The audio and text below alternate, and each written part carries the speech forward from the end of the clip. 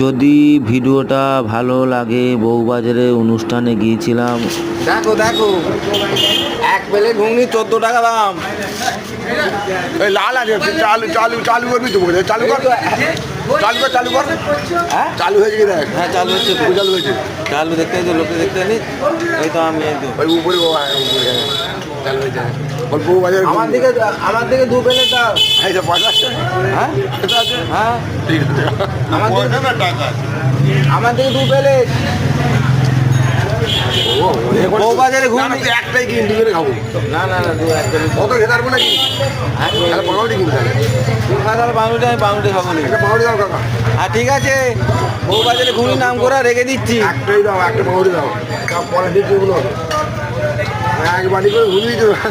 ভাই, টাটা। 14 টাকা। দেখতেছি কত সুন্দর পরিবার।